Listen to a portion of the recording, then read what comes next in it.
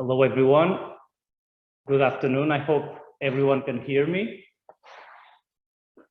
virtually and physically. So good afternoon. My name is Francisco Rocha. I am a consultant from SPI, Sociedade Portuguesa de Inovação. And we are very, very pleased to welcome you all, both in Porto here at SPI, as well as our colleagues that join us via Zoom, to welcome you in this session of ENRICH in the USA on how to internationalize to the US.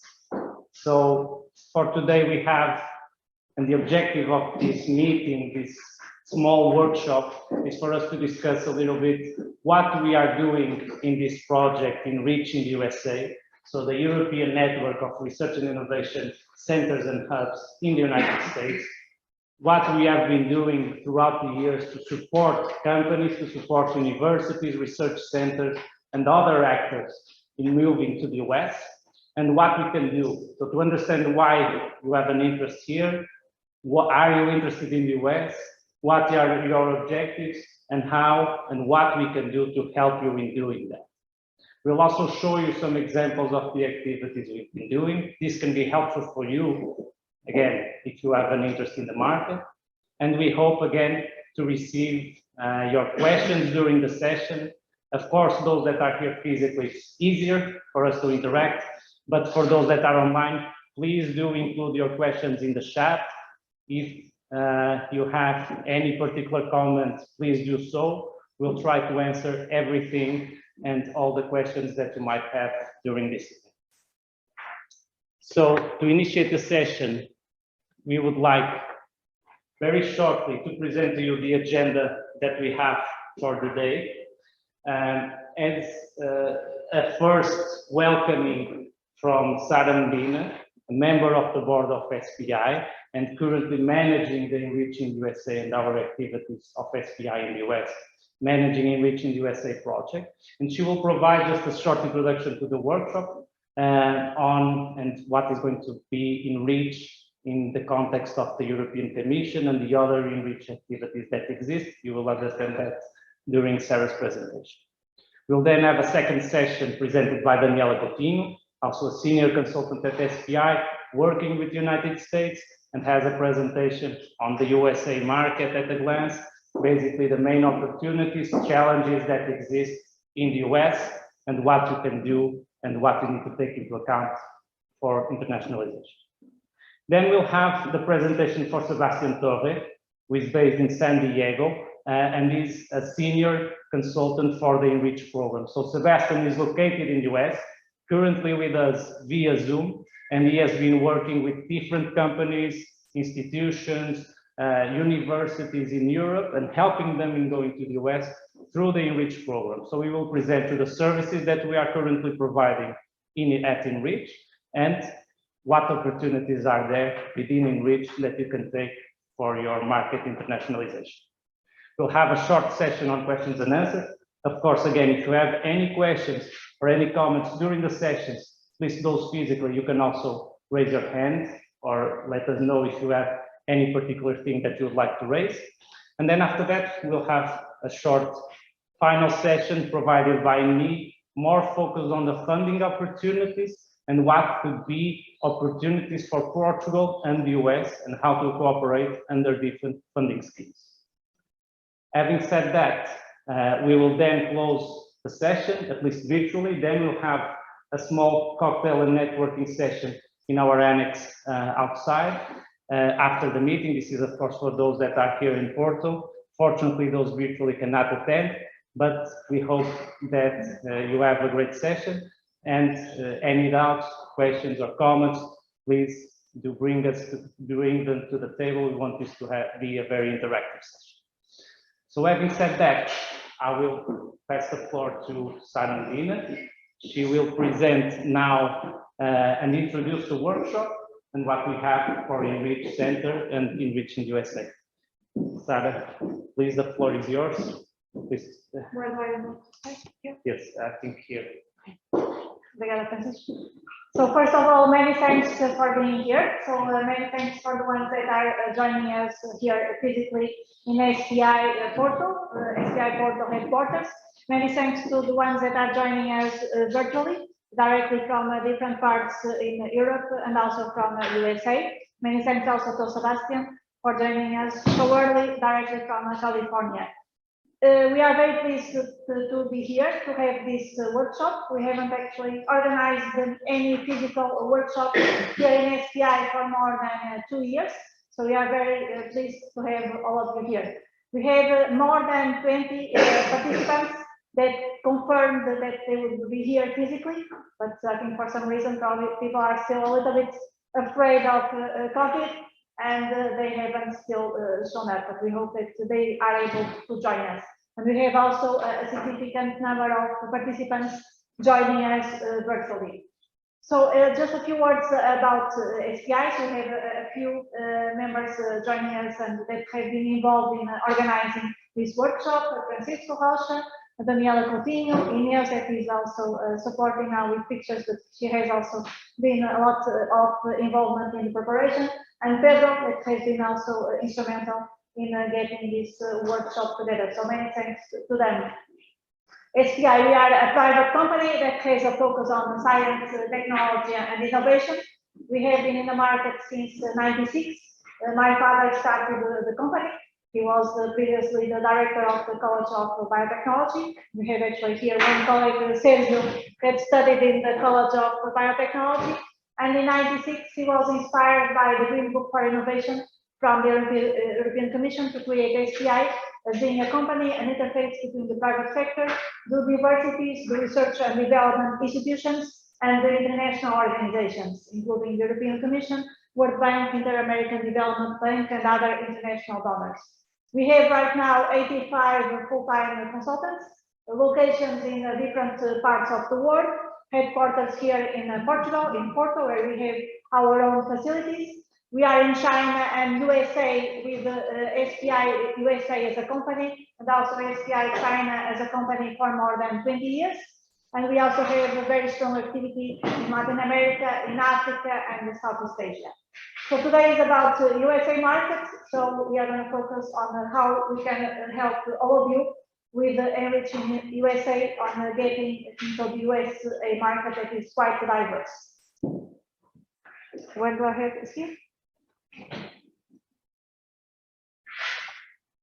So what is this Enriching USA? So this is an initiative that is promoted by the European Commission. So the funding comes from the European Commission under the Horizon 2020 program. Is the previous framework program from the European Commission, and now the new one is called Horizon Europe. And Enriching USA aims at helping entrepreneurs, startups, companies from Europe, from the different member states, on linking them with the USA counterparts, finding the right partners, the technological partners, also links with the business incubators, with the accelerators, on helping them through the different technological partnerships. There are also other ENRICH centers. So this is basically a network of research and innovation centers. Apart from the USA, there is also for Latin America, for China, for India, and for Africa.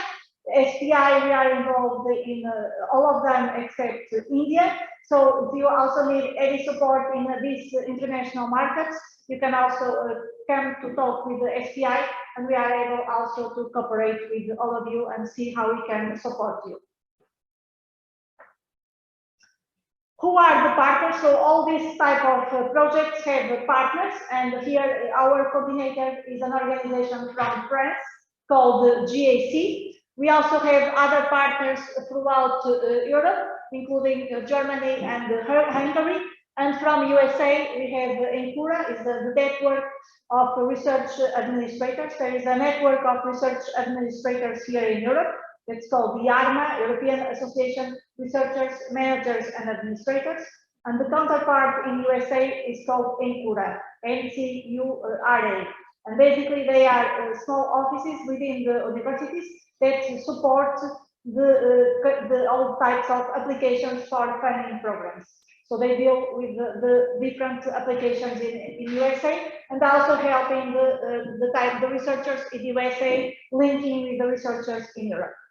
And we have Sebastian joining us directly from California, from Temple University, that is also very, very instrumental, that is coordinating the activities of ENRICH in USA throughout the whole different states.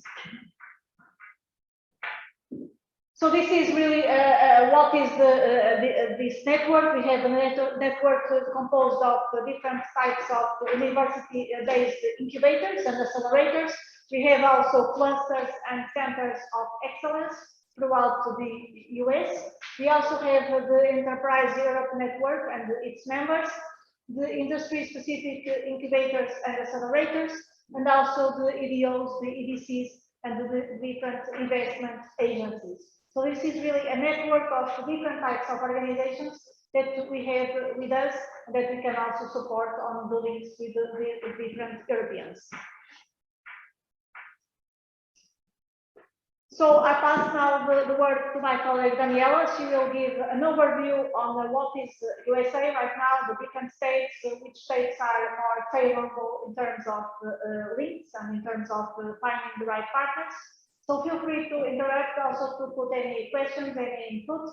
We have also Sergio here that lived in the US for many years, so has a lot of experience in the US.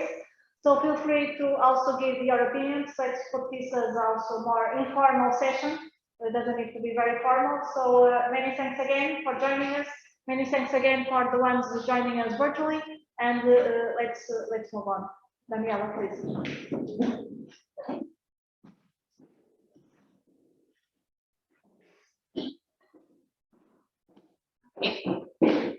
Everyone, welcome to the ones in the room and welcome to the ones online. As Sarah mentioned, let's make this an informal session. Sarah also has a lot of knowledge about US, so if you want to give us your insights, please also feel free. So I will try to provide a little overview about the US market before we move forward with more technical presentations. So I'll try to pass the slides. So in terms of the general points, as you all may know, the US is a very large country. So someone even say that there are a lot of countries inside of the US because it's a very heterogeneous country. So in terms, the US is also the most technological country in the world. In terms of the population of the US, we're talking about 329.5 million people, GDP of 20.94 trillion US dollars. In terms of GDP, we're talking about as one of the most the higher GDP in the world. And in terms of the population, we have 11.5% of people living below poverty. And in terms of official unemployment, we have a percentage of 3.6%. This is the basic points about US market. As you can see, and as you all may know, US is very heterogeneous. We have 50 states. And in terms of the states, each state has different laws. The states also have different economies. So it's a very, very heterogeneous country. And it's something that you really need to take into account before thinking about going to the US, because we cannot look at US as a whole market. We need to look at the specific states and cities before going there. So this is our first step. In terms of looking to the US, there are 5 main regions according to the geography of the US. So you have the Northeast region, the Southwest, the West, the Southeast, and the Midwest. As you can see, all these regions are very different. So once again, when planning to go to the US, please take into account the differences between the regions and the cities, because for some industries, a state may be the right one, but for the others, it might be another state or another city. So this is very important before planning to go to the US, to take all these differences into account. Continuing regarding these differences, so the 7 most populous states in the US are California, Texas, Florida, New York, Illinois, Pennsylvania, and Ohio. And there are also 7 biggest contributors to the US GDP. In terms of the smallest states, this is Rhode Island. Alaska is the biggest state of the US in terms of the size. California, as you may guess, is the most populous state, and Wyoming is the least populous state in the US. So looking at the map, you can see that in terms of the distribution of the population in US, this is again very heterogeneous because you have a big part of the map in which you don't have a lot of population, and then looking for this region, you have a lot of people concentrated in the big cities, for instance, New York, San Francisco, the Bay Area, Los Angeles, Chicago. So the distribution of the population is like very widespread, and you have a lot of this part, but you don't have a lot of people. And this is very important before going to the US to make this analysis because of the type of market that you are looking for. In terms of the states that contribute most to GDP, which is something also very important to look at while going to the US, the most contributing ones are California, which is the most contributing one, and then you have Texas, Illinois, Florida, New York, Ohio, and Pennsylvania. And this part, the one that you have least population, is also the one that contributes the least to the GDP of the US. So as you can see, again, something that is the main takeaway, it's the heterogeneity of the US. And it's something that is very important when you plan to go to look at the map in this way and not look at US as a whole. So this is the main takeaway. In terms of foreign direct investments, so in terms of the main investing countries in the US, you have the main one is Japan, followed by Canada, Germany, United Kingdom, Ireland, France, the Netherlands, Switzerland, Austria, and Spain.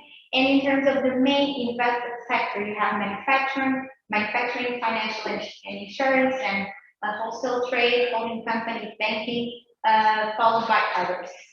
So this is also very interesting for you to understand who's investing more and what are the sectors that receive most foreign direct investments. So in terms of the existing connections that you put here, because it's interesting to understand that throughout the years, the number of connecting flights to the US has been increasing.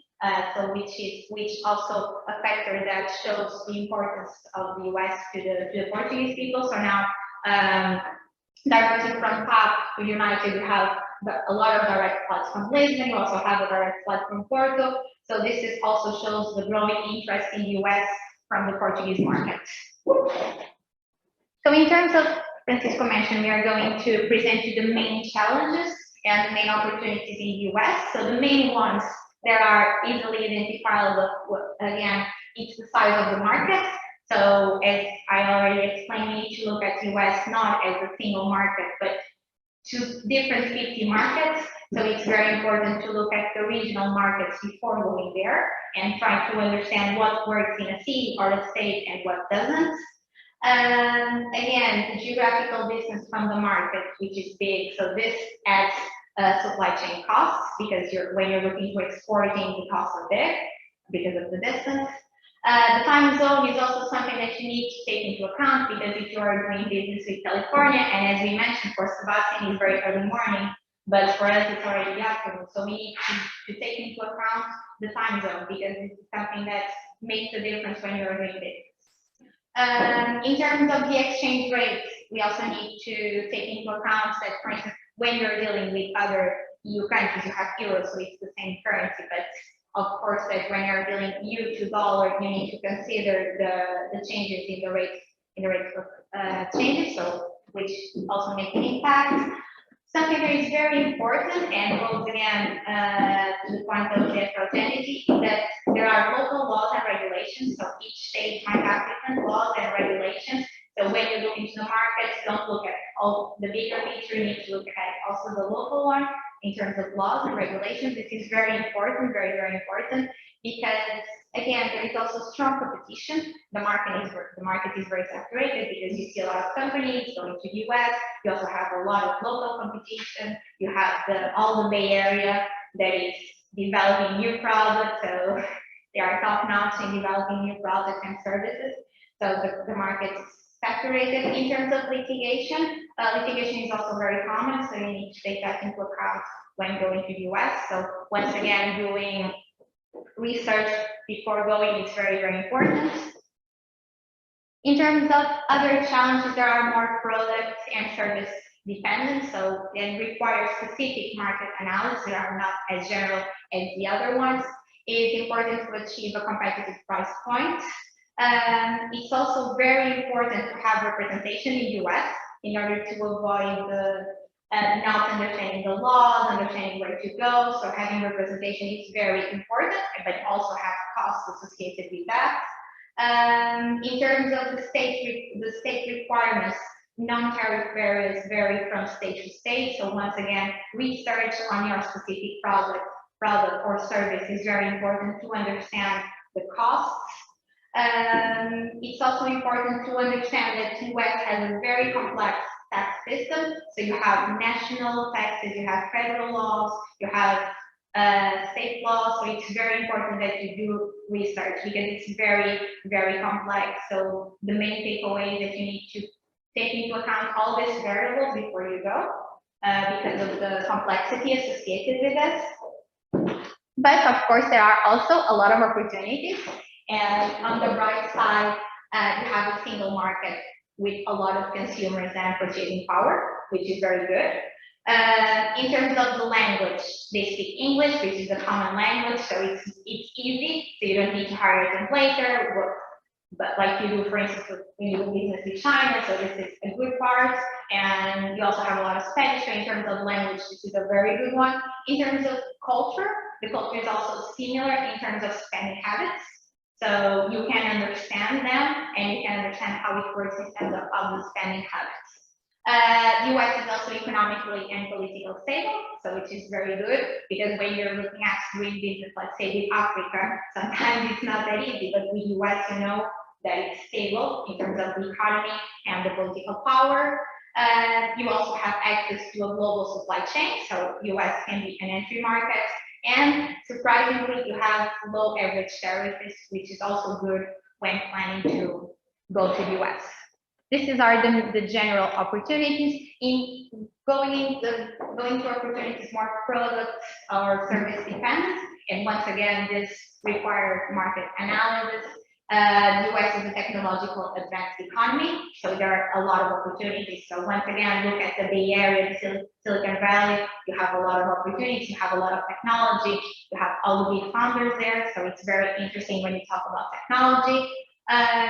You also have niche market opportunities, which is also very interesting for specific products.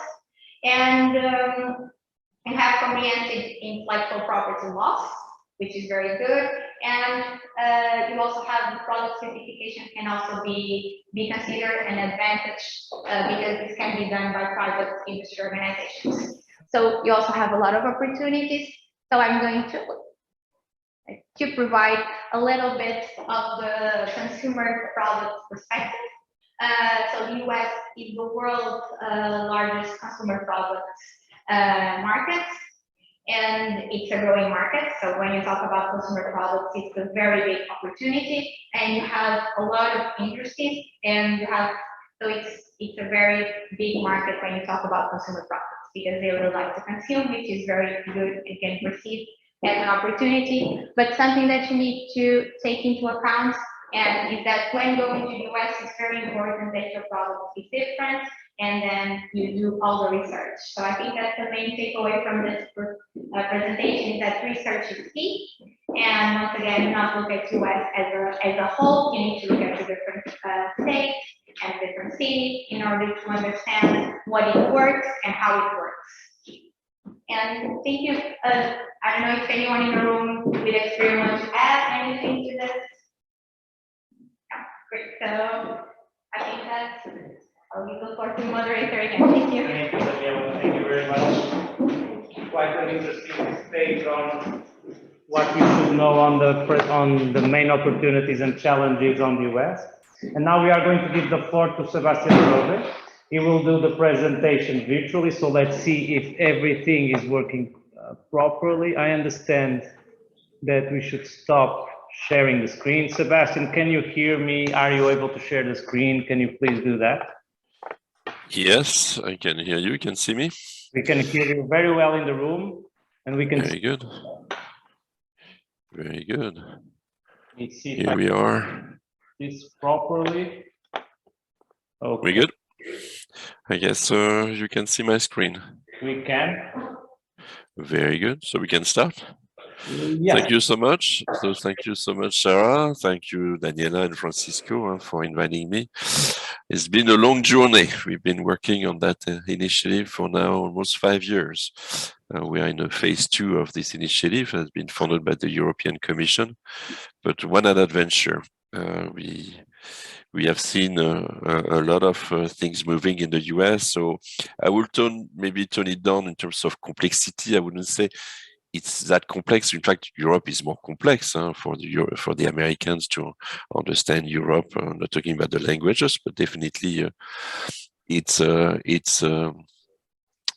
union made of different countries. It's not a federal government made of states, which means it's more complex in Europe, in fact. And the big word from what you should remember for Daniel's presentation is really doing your research, being prepared, and that's what we are here for. Preparing you, making sure that we put in place something that's understandable, that helps you takes you from one step to the other, and we're trying to solve one big element of entering the US market for collaboration and commercialization. Just wanted to insist on that. Usually, we have everybody introduce themselves. I think because we are in an hybrid type of version, it's going to be a little more complex. So maybe when we do the Q&A and Francisco stop me what is possible or not, I have the ones who want to ask questions or interact with us and everybody else, maybe introduce themselves. I recognize that in the registration, I recognize some names like Natalia from Germany, Silvana from Italy, Peter from Hungary. We are honored to have also from the Republic of Bulgaria a representative of the ministry. So we'd love to hear from them, where they are in their thoughts and what they gathered from that presentation. So thank you again. So I'm Sebastian Tor. I've been in the US for 25 years doing transatlantic programs for that amount of time, but also working in the US for US software firms. I was specialized in enterprise software, and I was part of a total of 5 exits and 2 acquisitions in that space. So in this ECM / ERP space. But always wanted to help our European counterparts and make sure that collaborations ongoing with the US, so also helping the US players do a good job at collaborating also in Europe. So I'm responsible for the programs and platforms, and I work with Blandine. So we are both at Temple University under the center called SBDC, Small Business Development Center. Blandine is my colleague. I've been working with Blandine for 5 years, and she is in Philadelphia while I'm in San Francisco. She has been very instrumental on setting up that famous network of universities that we're going to talk about. There was definitely a need, or at least an interest on both sides for European working in the US through universities. And she's been working a lot on it, and ENRICH has benefited from that work, as we were also doing piloting other services and programs. In the team at Temple, so if I start with maybe introducing the Temple team, because Temple University is a big university, and so we have built a team to support the sustainability of the program. So you have Elena, you have Maywen. Now Maywen has been helping us from France, working out of Philly. Now we have also Nicolas. We have Jeffrey, responsible for other programs around the academics program at Temple. You have Todd Abrams, a specialist under the engineering department. So it's quite a big team just at Temple, and we talked about 3 centers and hubs. So you're in good hands, and it's getting really organized. Temple, when we talk about universities, you you will recognize a few that we work with, like UC Berkeley or UMass or UT Austin. There are all the others that, you know, in Philadelphia, for example, it's we're talking about 35,000 students. It's a city in a city. We're talking about a big R&D department. It's known for its diversity. So working also a lot with minorities. Philadelphia, like other cities, have their own issue of integration, but definitely Temple has been a major player in reaching out to the communities and while developing a program for innovation.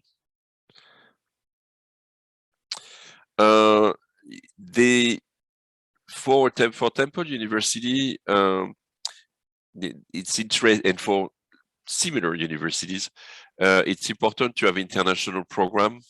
They usually generate a lot of technology, so the tech transfer office, and generate startups and spin-off, and that's part of their responsibility. Also, I should add that the university we work with are mainly state universities, which means they have a responsibility with the state or for the state and at the federal level of helping economic growth. As part of that aim, they help build an entrepreneurship program. They have entrepreneurs, they help them build startups and help them grow those startups through different programs and through different initiatives like SBDC, Small Business Development Center. They need for that to connect with investors, and they have already, in the case of Temple, already organizations that they've been working with all over the world, in Italy, in Japan, and these are just a few examples. So there is definitely an interest of these universities to work with a program like ours, and Temple is a good example. In terms of our network, to give you just a flavor, we work with all the regions that in Europe, and it's not only at the state level, it's also at the regional level. We cover most of the topic around what we call deep tech. So it starts with ICT, information communication technologies, technologies, and all the applications, so smart everything. So we really cover the spectrum. We are not specialists in everything, but we try to cover the spectrum of technologies and applications in the US. 50% is a lot around healthcare, medtech, biotech, because there is a lot of needs for research collaboration, just FYI. We have built strong networks of partners and experts, and these are examples of people we've been able to engage our events during our activities, to have them, give their expertise and beyond to become mentors.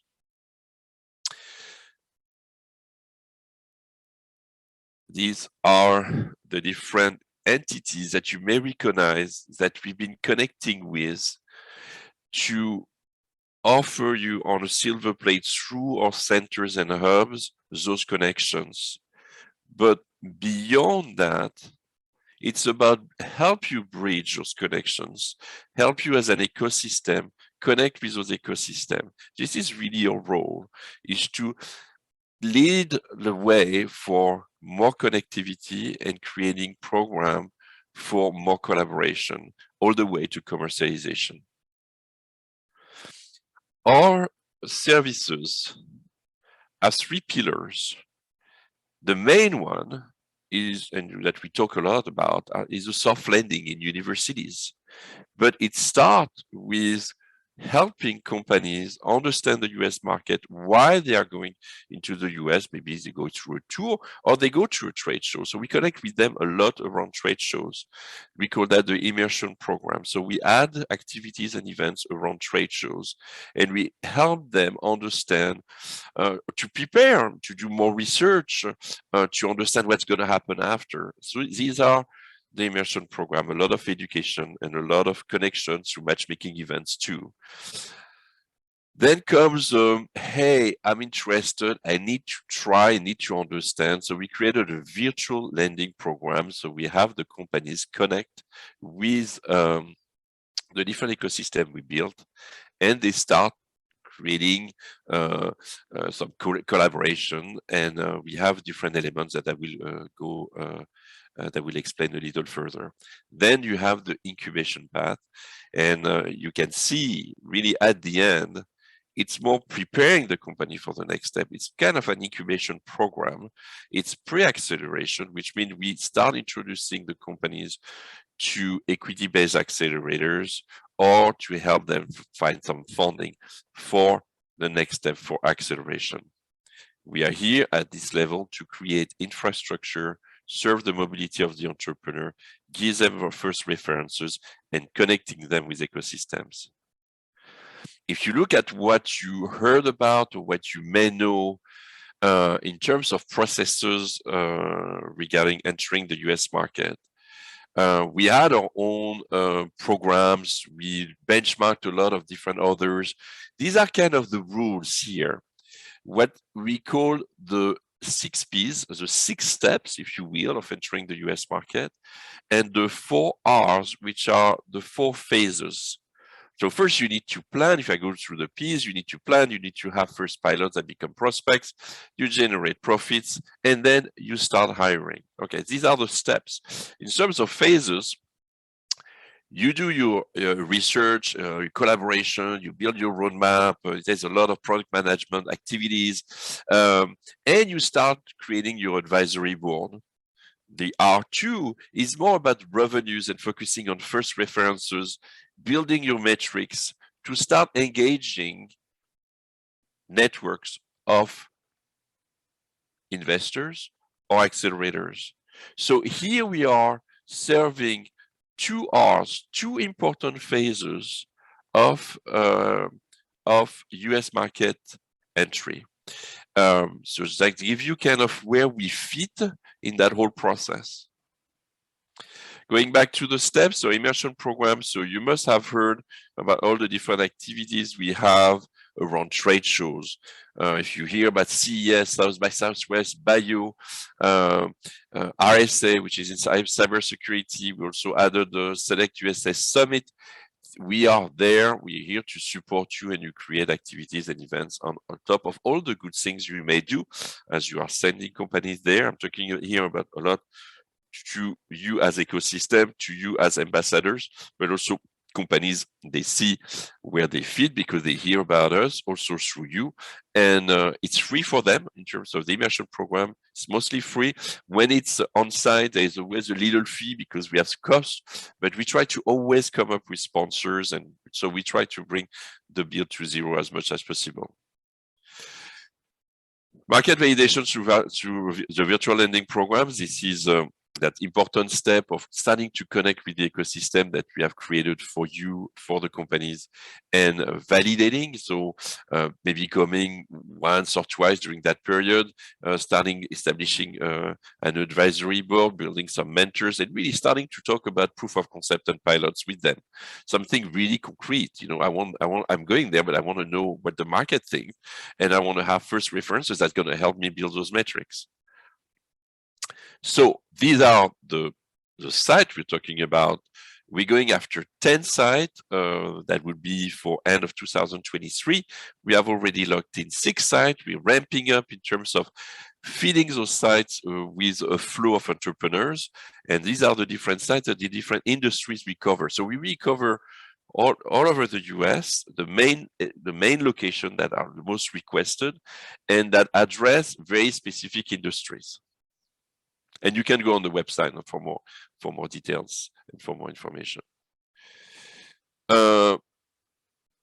In terms of the last program, it's a soft landing program. So that's when the company decide to go in one location. We have hot desks for them. And that's where we built a very strong joint program with the university, joining forces and establishing kind of all the elements of mentorship, of online activities, of on-site activities, as you know, universities, they have those programs for their own students, alumni, and startups from the region. So it was just about feeding all of that and coming up with the most lowest price possible, so that it would be a no-brainer for researcher or young startup who usually doesn't have any money to really go into US or explore. And that's the whole point, is to come up with a sustainable plan, but really low cost for our entrepreneurs. When we talk about self-lending, we talk a lot about the mobility of the entrepreneur. How do we solve that? It goes back to that comment about complexity. It's not complex, it's just you need to know how it works. There's always those differences that you don't see right away in the US, because everything seems to be the same. It's first it's one language, so it seems simple, but it's not really just that simple. A guy from the East Coast doesn't really always feel comfortable working from a guy from the West Coast. So they have the same nuances that they have to go through.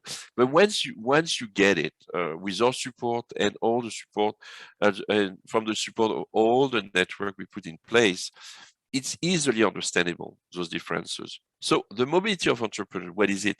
Is I want to go there, but what does that mean in terms of visa? Because I know that they are not waiting for me, and I may be considered at a certain point an immigrant. What does that mean? So what we did put in place is a very unique program through J1 visa, and you have different type of J1. So J1 intern, trainee, and J1 scholar, where we take the entrepreneur or the intrapreneur, so the employee of the company, and facilitate that visa process. It's a very short process. Obviously, it's being vetted by the embassies, but it's not an immigration visa.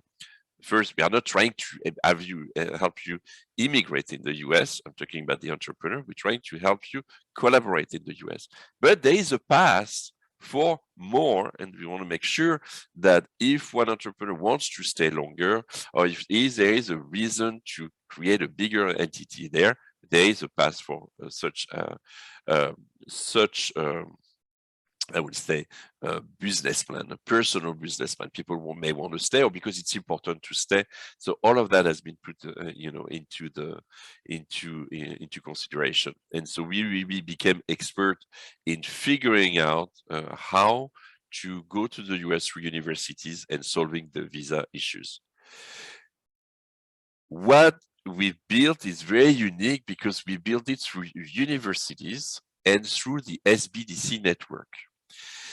What we came up with is those 4 buckets with education and training, incubation and support, access to capital and technical assistance. A lot of elements that we put together with our partners, so that the university level, but also reinforced by the SBDC network. And that's what is quite unique, and that's why it will grow naturally, because we only target research universities connected with SBDCs, but the SBDCs are everywhere and they are connected with them, which means there is a path for growth and scalability.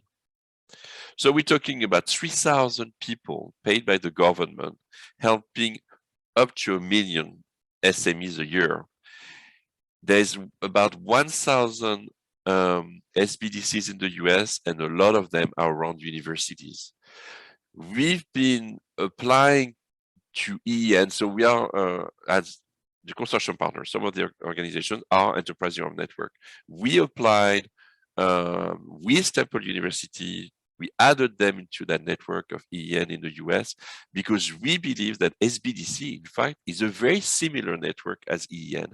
They serve SMEs, and they have the tools and platform to do so. SBDCs, just, this is what they do. When they help companies, they have a process very close, like I said, to EN, even older than EN, so even more processes and platform. And they are really an important added value to the whole mechanism we did put in place. Again, some numbers, they are there to help companies. Funny enough, they don't really ask you if you're a foreign company or US company. As long as you're committed to an area, they react and go, we're here to help. This is our mission, because we're here to grow help the state grow economically, which means we're going to help you hire. It's super important economically. And if you create revenues, you're going to create tax. So you're fine. You don't have yet to have to be incorporated.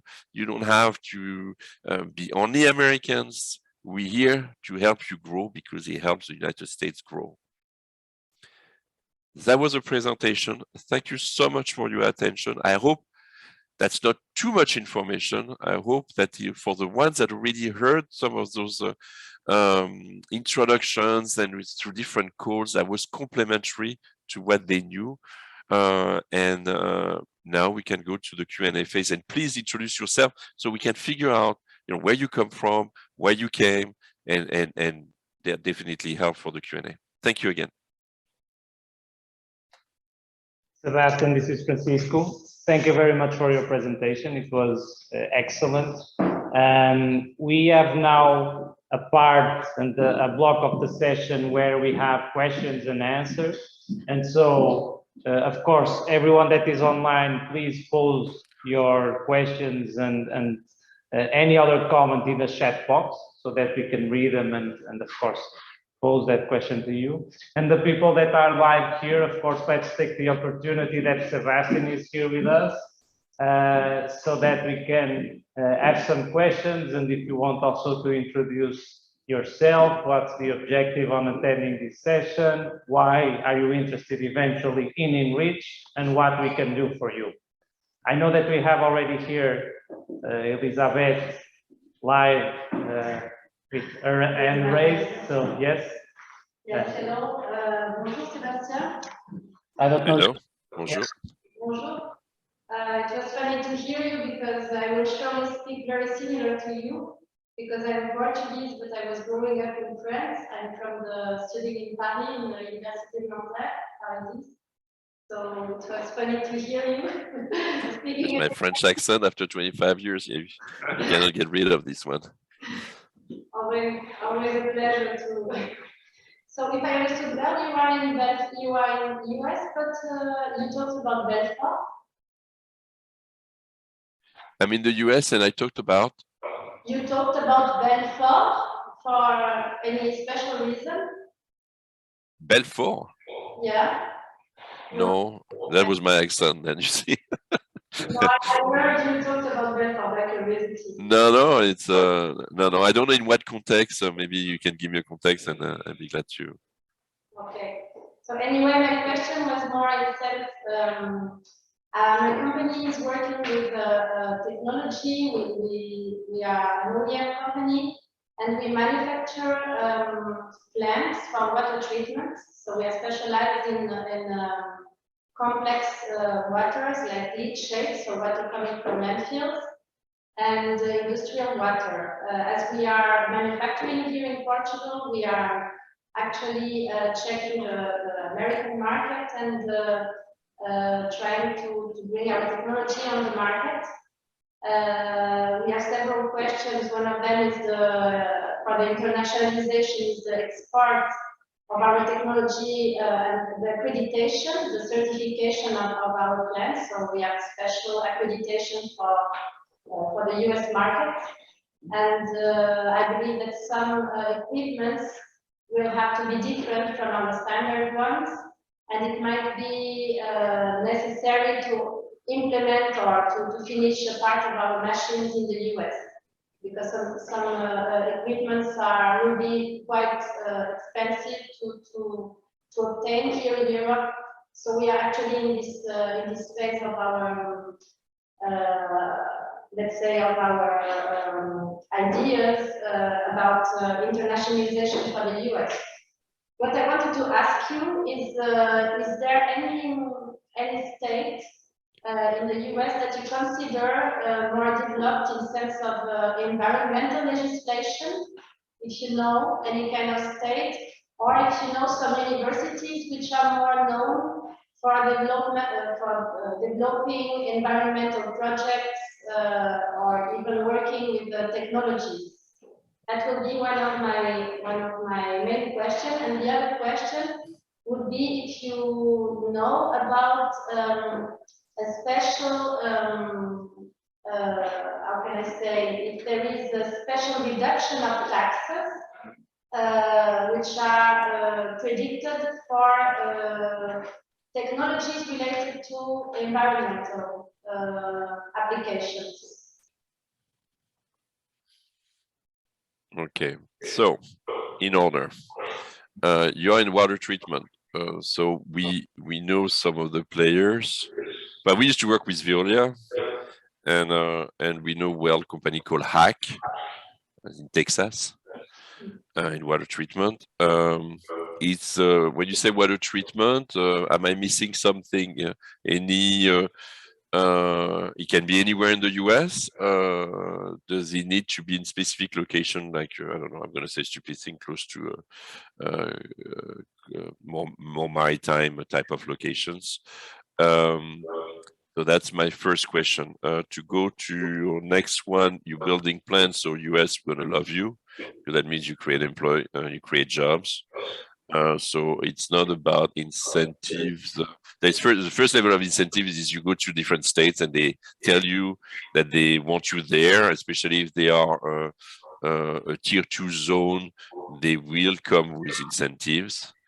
Third way is since you're building things, you can go for grants, and you have, at the moment you invest, you can find grants that match the type of investments, which is more down the road after the incentives. And by the way, tax for environmental thing, there was the new Green Deal that was pushed by Ocasio-Cortez before the election. I think they're going to move forward on things, but it's not yet.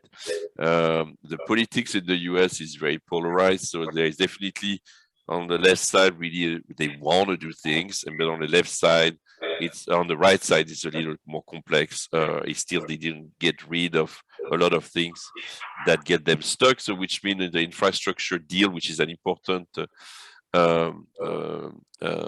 there was an important bill. We're talking about billions and billions put in infrastructure that was needed, has been a hard negotiation.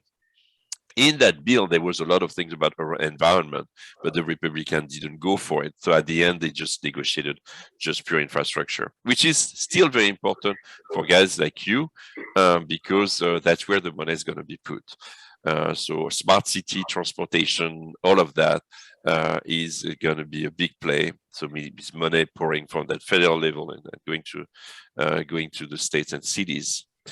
In terms of that things that you're not a startup when you talk about plants, and what is the size of the company? Because funny enough, it's true that half of the companies we address, there is the one we want to take in because it's our mission, so really early stage, but we have the companies that really understand the value of being in university for R&D collaboration. On the top of all the good things they do are SMEs. So just wanted to clarify.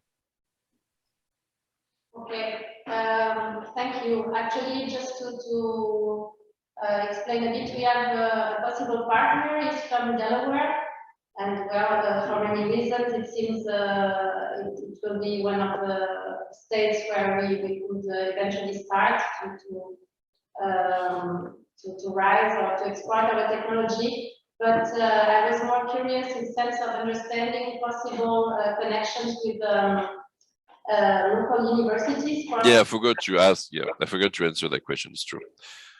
So we're here to connect you with the right university working in your space. I cannot really answer right now and say, hey, I think of one. Obviously, environment is a lot California, but there are other states. And water treatment is not just environment; it's a need. It's something they do already. Except maybe I didn't get really the specificity of what you do. But yes, the whole point is putting you in the right place with the right ecosystem that understand your space and going to help you build your first references, but also find your first partners or your second and third partners.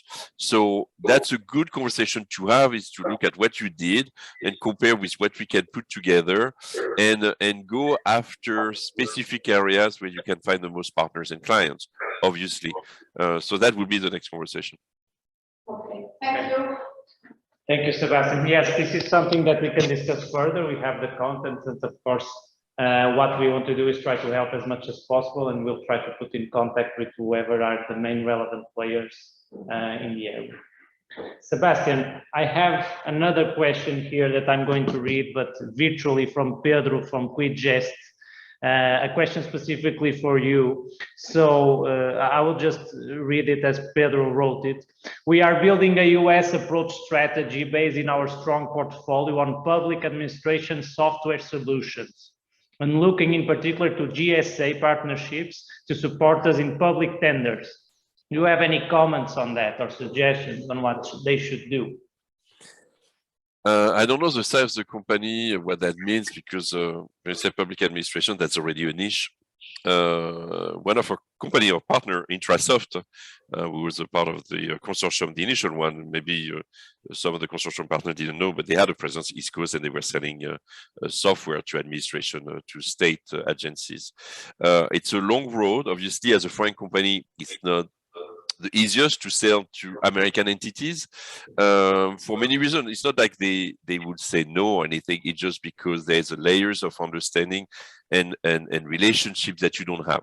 So yes, you need then to have a partner, but a partner that's connected on the top of being GSA. GSA because you say, hey, I need to be GSA to sell to those governments.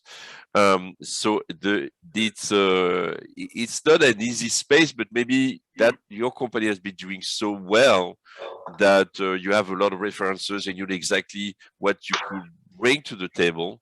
I think it's going to be through a lot of research and just trying to figure out, do you bring the same thing or just one element of that thing? There's always a product management aspect that's so important. Remember, I come from software. What we find out when you come to the US is that we have our solutions are very complex because we try to cover it all. And why? Because when we sell in Europe, we have to cover all the different markets and verticals, and we have to come with all the answers. In the US, you don't have to. You can come with one answer, respond to one need, and find partners, platforms. I'm talking all the way to the big guys, the Amazon, the Google, all the different layers of YaaS and PaaS before your SaaS, so that you are the one specialized in that. That helps you for your marketing. Definitely less to spend on explaining the world how great you are doing everything.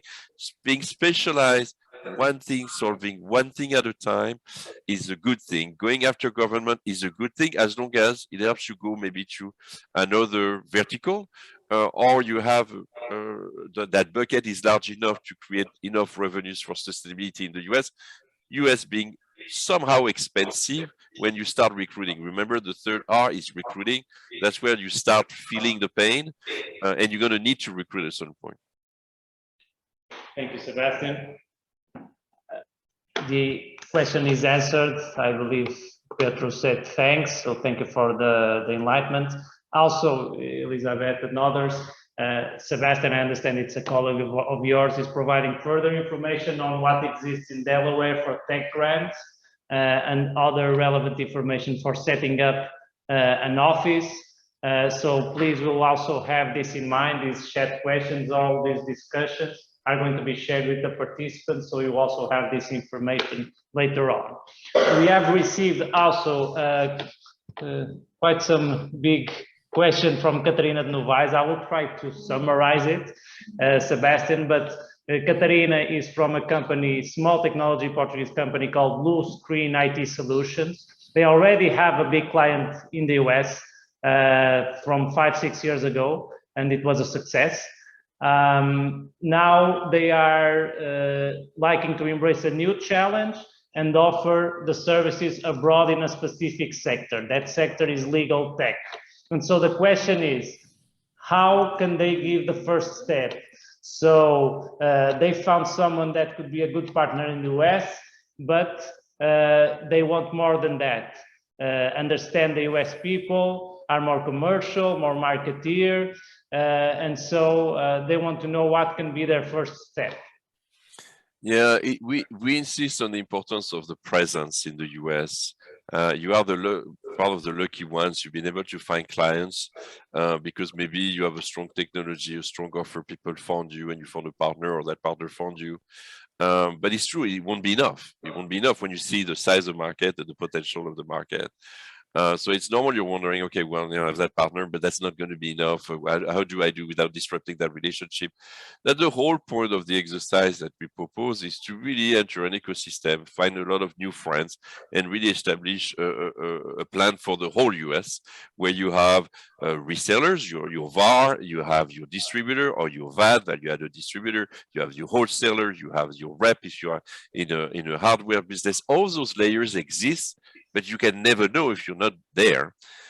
So a first step is really figuring out where you want to be, of course, considering maybe that new approach or that new vertical, and going to trade shows, educating yourself with who is there, how they present themselves, and start building a plan. A plan is market research all the way to marketing plan and business plan. That's also the exercise at the university, is to build a plan, a product management plan, product management and product marketing, but also definitely a business plan, figuring out the cash flow, figuring out how much that's going to cost at a certain point. Should I raise money in the US, or should I go to my investors? Or you know what, I don't need investors. What if I do only with 250K a year? That needs a plan. But yes, the potential is there for more partners because there are more opportunities. And that's the whole point of that network we put together. Yeah, and you mentioned the events. So during your presentation, you mentioned some of the trade shows that ENRICH is in, very large conferences, very large events. What is the next one that we are going to? So, yeah, I heard government and legal tech. We don't cover those industries specifically.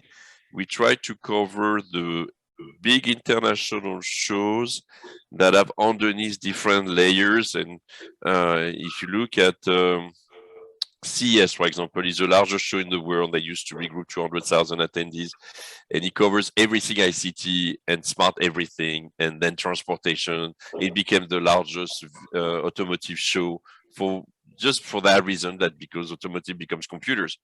And you will have somewhere a category for gov and legal, a small piece, because as the show also move from B2C to B2B2C, where the C becomes user experience and not just consumers. So the next show, that's an interesting one, that's even more horizontal, but it helps you understand the different states, what they want, what they're looking for, how they can have incentives for you, especially for the one building a plant. Is the Select USA Investment Summit. That's in June. It's a really interesting show. It's only 3,000 people.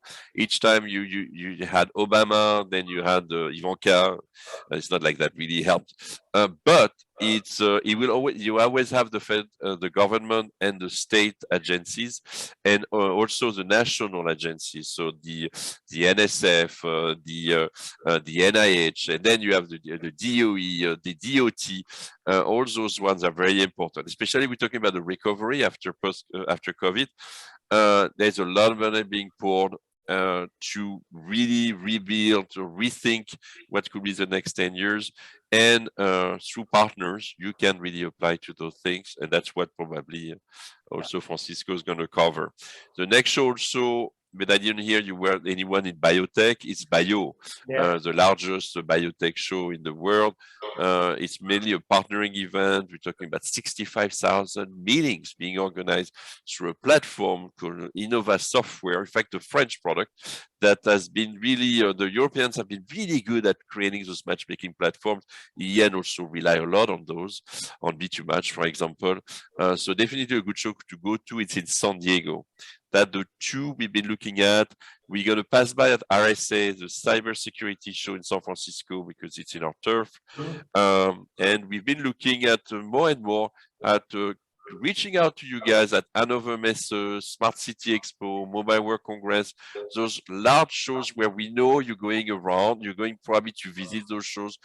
Also because they are delegation, and you have also our ambassadors there. So we started also looking at those shows, more proposing online activities and reaching out and introducing you guys to our US partners, investors, and ecosystem. So we are becoming more active there also in European trade shows, trying to connect the dots there. But I don't have the answers for the ones really addressing verticals. But that's part of the exercise, is really putting the team together and really rethinking the strategy for those verticals. But I'm glad you're addressing verticals, because the US is a lot about that. It's about being focused. What they say on the West Coast, you focus, you think small. No, you focus, you start small, sorry, and you think big. So you are on the right track. Exactly. You also brought up the bio conference. We have some people in the room with biotech. I was not sure. Yes. Of course, you are based in San Diego, and there's a lot we can do there for any interested people, not only online but physically here. Also, is interesting in any of the trade shows that Sebastian just mentioned. Of course, ENRICH can be of support. Also, Sebastian, we have a question online. If we cover the Money 2020 USA, which is based in Las Vegas in October, it's on our radar. It's one of those shows with Web3, with crypto, we have to go. The problem is we add about 1 or 2 events a year, but we try just to be there. So, for example, at Bio, we kind of reduced our physical presence. We're going to do an online activity with the OTF group, which is another European project with the European Commission working with the EIC, and we'll be working with another group working on cancer. It's called Cancer Cluster Showcase. It's a group is European coming, very light activities. On Money 2020, we will probably start also with a light activity. But it's right there. It's in Vegas. It's a very good show. Definitely considering, but not right now. Okay, that's great. Maybe here at the workshop in Porto, I don't know if there's any other questions, Sebastian, or comments. Okay. So, having said, yes. I have a question, Sebastian. What would you assume would be the minimum investment that a small, medium-sized company that wants to invest in the United States would have to do in terms of creating their own structure there, maybe having somebody full-time? When they look at their expansion plan, what would you say is the minimum amount of investment that they need to plan in order to be able to proactively be present in the United States? So you probably heard for the longest time they will say, hey, you go to the US, you're going to spend $1 million minimum. There is a reality in that. If you want to have your first revenue in 2 years and you want to take the risk, and that's why you need to go to a VC to share that risk. We are not in that space. We are putting in place a program that helps you grow your business slowly but surely with all the right KPIs put at the right time for a business that will be successful in about 5 years in the US. First 2 years, you get your POCs and pilots, then you get revenue 3rd year, then you recruit, and then you start growing, and then you break even really at 5 years. It's a slower process. That's why it's more meant for early stage, but it's a very also conservative process. For the companies, for example, we don't want to raise. So I would say, before even ENRICH, we would say, oh no, it's not $1 million. If you think it through, it's $500,000. But it really, if you think it through with what we have in place, is $250,000. And now I'm saying with ENRICH, if you just add the numbers, we're talking about soft landings that start at $1,400 a month. You talk about maybe sending a young employee through a J1 visa that maybe costs you maybe $2,000 a month. There's so many ways through our program to reduce the cost as you are ramping up. So we're talking really the first year or maybe 50, 70,000 with the trips and everything. Obviously, you always have to consider the soft costs, all the things that's happening on the background. And as you multiply that by number of years, you multiply by and you make sure that the ROI is fast enough. And now you consider also that you're going to get help from your trade agency. Is going to probably pay 50% of your bills. So there's going to be some R&I, research and development or innovation money spent, and probably you're going to get some refund there. So really now you can reduce that by 2, divide it by 2. We are really talking about low numbers but it's still numbers. It's not $5,000. But if we are talking about something, you're talking about entering the US market with the potential of the US market at very low cost. Thank you, Thank you very much. Thank you, Sebastian. Yes, a long conversation, definitely. Unfortunately, we cannot all be together here, so we had time for in the cocktail to at least exchange some ideas. Drink for me. Will do. Anyway, I think I'm going to close Sebastian's session. Thank you. Thank you so much. The presentations are, of course, going to be shared with all participants. So in case also you want to revisit some of the contents, you can do it. Or if you have any additional question or comment that you want to raise, you also will have our contact. So please do reach out to us, Sebastian, or any other of the colleagues in terms of your ambitions and goals in the US. Having said that, I will move to the last session of the presentation. I think I can do this, but Danielle and Inês, can you let me know how to share the screen, maybe? No Zoom, mas como é que eu chego para o Zoom?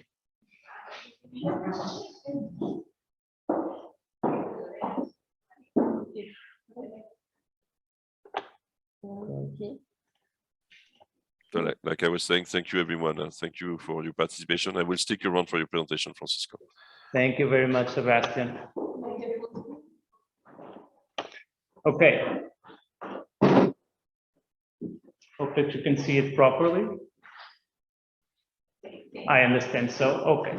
So thank you very much. Excellent discussions on first Daniela's presentation on the US market. What are the opportunities, the challenges? How is the market organized? Of course, we hear a lot about US. We know a lot about the market, but there are very specific aspects that need to be taken into account. We've heard Sebastian about what is ENRICH and what it can offer to you. What are the services that we are providing, the different areas and regions and states where we are located. And of course, that can be helpful for you in case you are thinking of going to the US, where we are with our trade shows and other services, etc.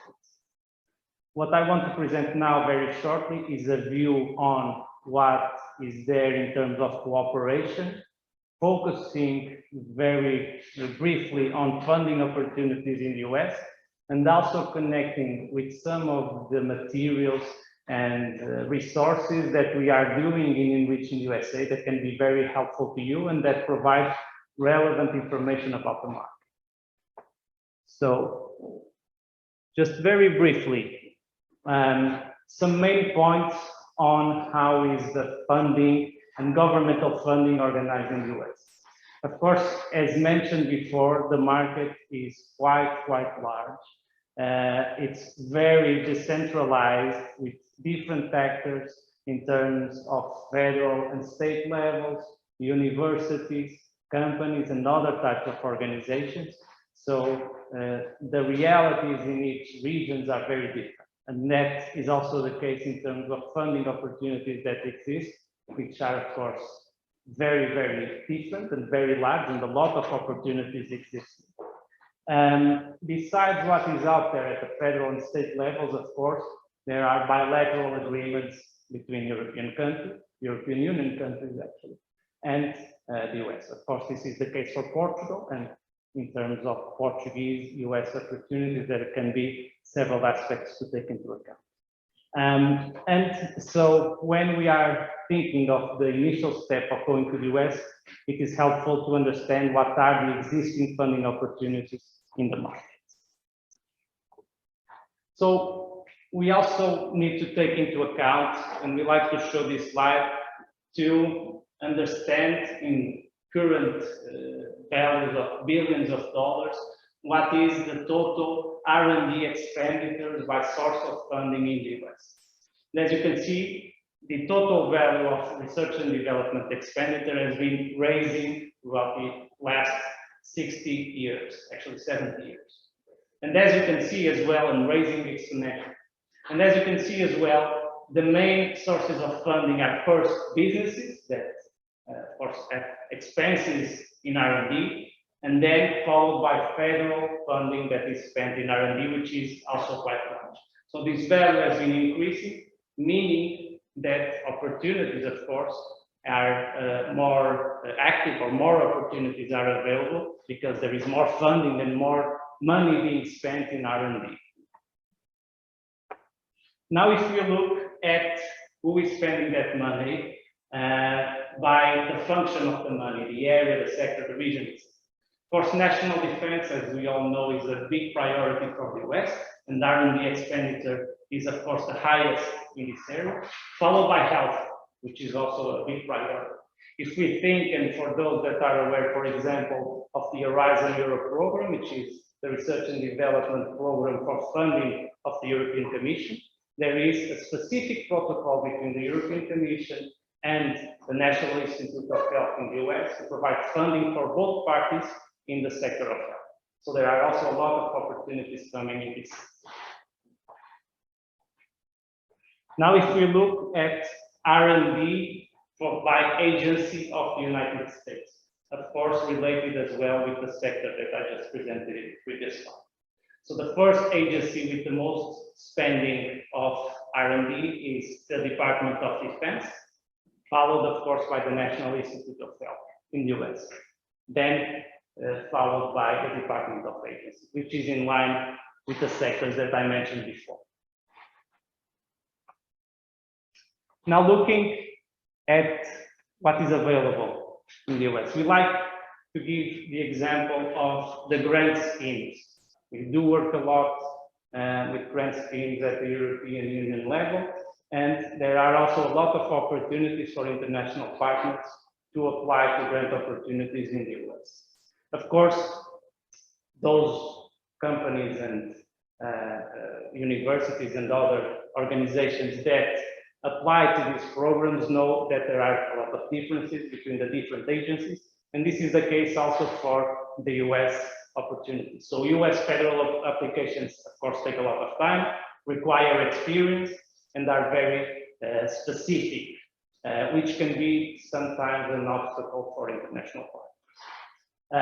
Of course, we always encourage everyone to look into the opportunities that are available at the US level for grants, and an application for that can take around 3 or a little bit more, maybe 3 months to produce, and you will get a reply 3 months later for the submission. Of course, the rates of success highly depend on the agency. I talked about Department of Defense, National Institute of Health. So these agencies have different criteria, different success rates, and there are a lot of opportunities that are open to international cooperation. It is not easy many of the times, and we like to highlight this, for EU citizens or organizations to get more information on the US application, although it's all organized under one single website, which I will show just in the next slide.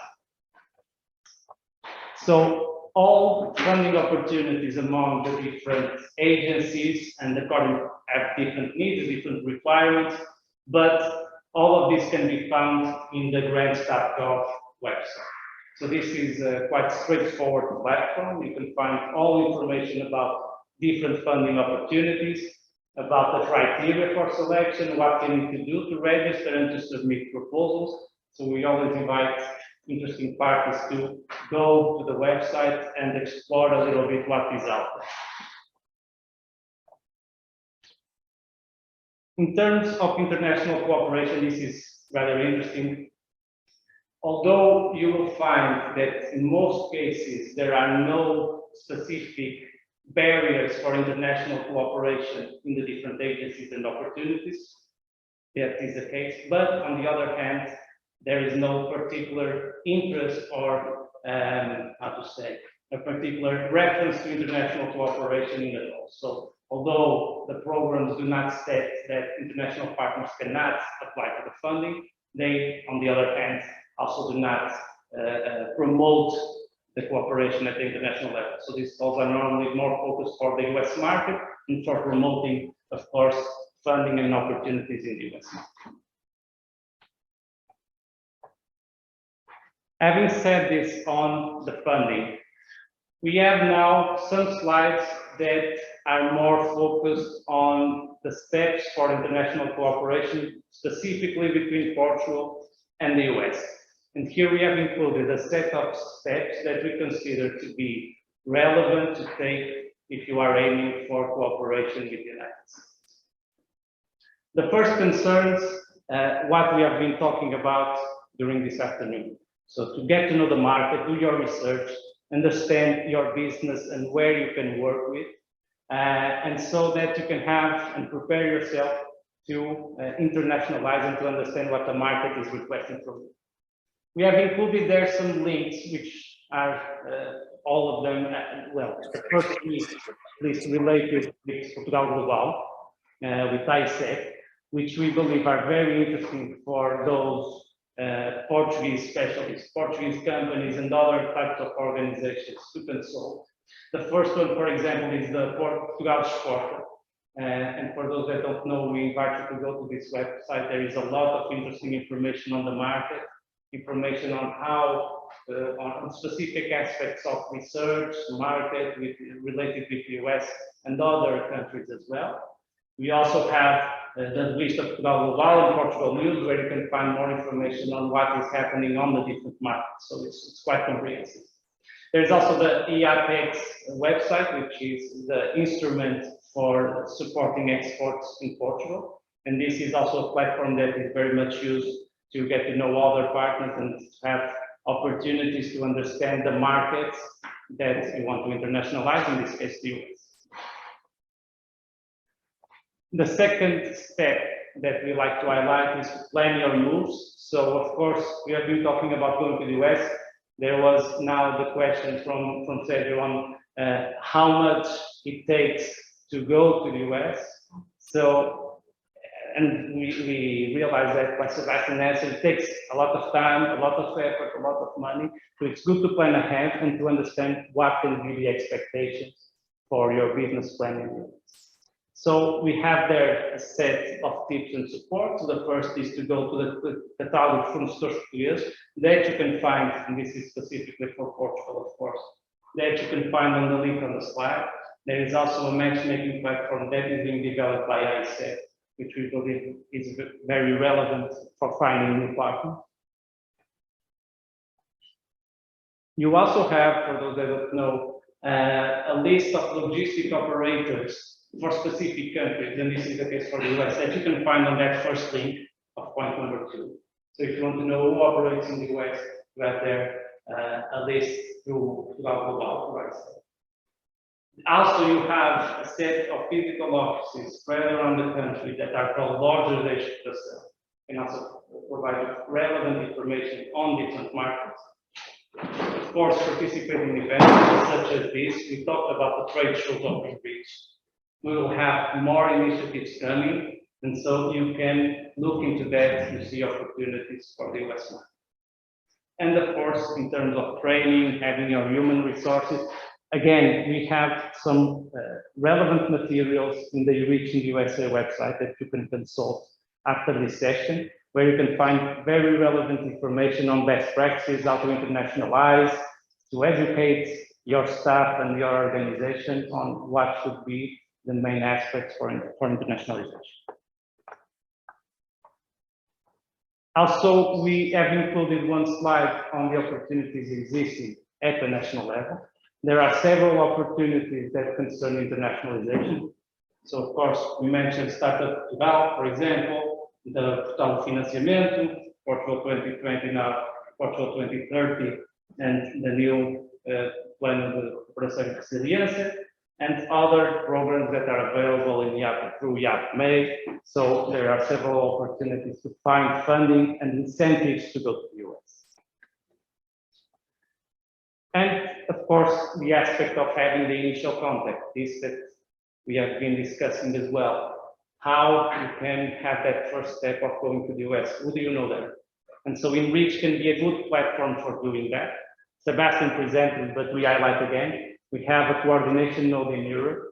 through ENRICH Global, that has a legal entity here located in France.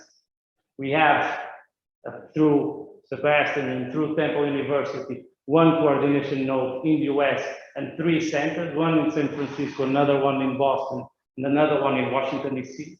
And we have a large network in the US by having different landing hubs and having different representations and organizations that we interact with, as Sebastian just mentioned. So ENRICH can be this platform for you to go to the United States and to get in touch with the right partners. And finally, we would like also to highlight one of the products that we do in ENRICH in the USA, and that is currently available in the web. So under ENRICH, the team has developed a set of different reports, studies, innovation market guides and research handbooks that provide on specific thematics and specific areas. You see that the example of clean technology, for example, that would be interesting for some of you here. And we include in each one of these studies a set of information on what are the relevant players in the market in that specific area, what are the main locations that you need to go for finding relevant research institutions, relevant universities, or relevant clusters of companies in the US, what are the main events occurring on that specific topic, what are the funding opportunities that are available. So all of that you can find in these studies that have around 60 to 80 pages, detailing and serves you as a first handbook for you to check before going to the US and understanding the market landscape. You have there the different topics. You can find it, actually the next slide is showing you where you can find this information. So we have studies on agriculture technology, health, financial technology, food technology, smart cities, renewable energy. So this can be something for you to look at. This is currently available in the ENRICH in the USA website. You have the link there, please consult it, and we will also share the slides so you can have this information with you digitally. And under resources, you can find not only on these studies, but also other relevant documents for you to check on the US market.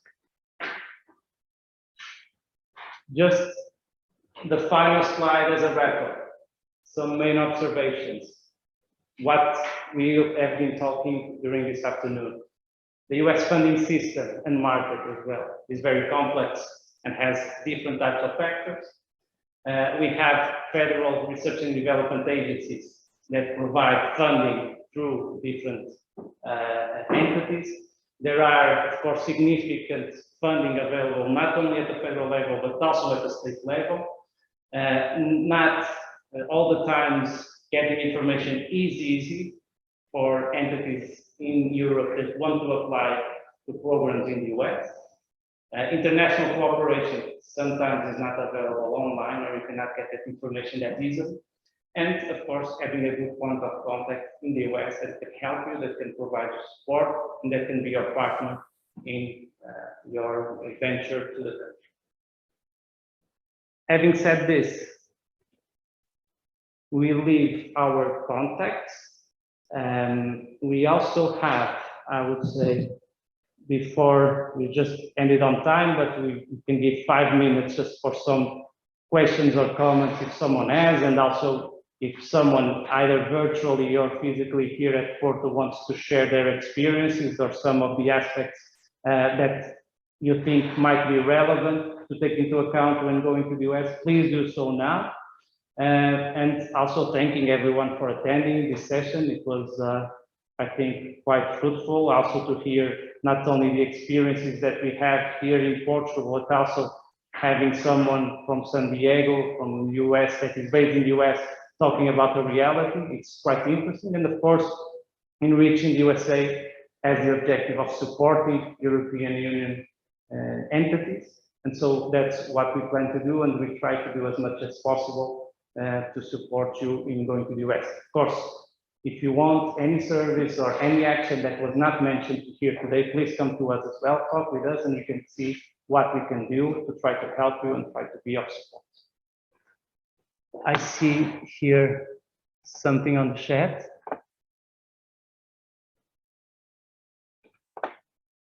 if we have the name of an organization or a consultancy company that has experience with helping EU companies to apply for federal funding. We do not have a specific name, but of course, I think that in case you have, I don't know who posed this question, but of course, if you have any idea on what type of funding you want, you can speak with the ENRICH team. We can see how we can help. And for sure, that even within the team, there will be people that can help you in this process, at least in getting more information on the specific funding opportunity. I think this was Lubla that posed this.